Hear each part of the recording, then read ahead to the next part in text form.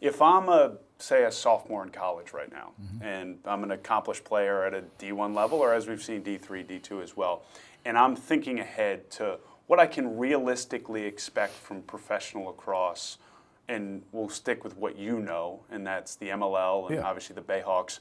Where do you feel like you could confidently tell that kid he could be as a pro lacrosse player that would make it, let's say, 3 to 5 years from that point? Well, if things go as you hope if we predict the way they do, right? Yeah, so that whole predictability thing. Yeah, it is. It is all about predictability, and that comes from revenue. And again, realistic too, because I feel like sometimes people are given a sense of. I think the one thing that everyone underestimates to tell this kid is, oh yeah, you're gonna full-time and healthcare and all that stuff's great. Sounds awesome.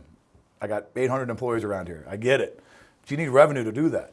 Okay, it's not magic. You can't do it with debt. You can only do it with debt for so long, right? So, and this is my theory, not my theory on this. It goes around this predictability. So, where is the revenue generating from for the Bayhawks and where it's happening, right? And I think one of the things, going back to that sports marketing branding professionals, I think what Mark Burdett's brought to our organization is one of his first comments out of my mouth is, "Who are you and what are you doing in the community?"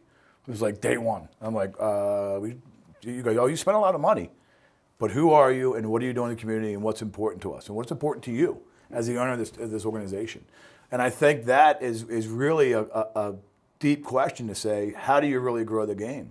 To where 3 to 5 years from now, that kid can come out and say, I'm going to really be a full-time professional lacrosse player. Is you got to have the community support. You just do. You have to have them buy tickets. It all generates from that. You know, our projections over the next 3 years is continue to grow, and we're looking at a 12 to 15% growth. And our ticket sales we have over the last 2 years will continue down that path. Look, in my 10 team, I have one player left. The players come and go. There's no doubt about that in any league, right? Yeah. 10 years, I think the average MLO player is like 4.5 years right now, something like that.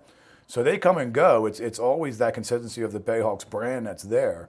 So, you know, we're going to continue to see that growth again this year. So my goal would be in 12 to 15% growth in 3 to 5 years that player will be able to be a full-time player. And we'll expect him to live in Annapolis, Maryland, and we'll expect he will have full health care and he will have all those things. That's obviously when my kids are starting to get out of college. It would be good timing. Yeah. I'd love to draft one of my own kids. But that's a realistic business plan. It just is. I mean, right? And I think that's to your point is I've seen too many plans come across my desk in the last 3 years around lacrosse, whether it's a media deal, that, you know, a media buy-in. This is not the first, you know, LXM Pro was here 4 years ago. They wanted to be part of that one. I get it. You know, I'm honored that those guys feel like they can come talk to me about it, and I have a lot of respect for them. I think the feeling's mutual, right, from Kyle and Paul with me. But, you know, the business model's got to work, right? Because if you're raising capital and you're doing debt, right, you got to pay that back. It's not like me and Jim who are writing our own checks.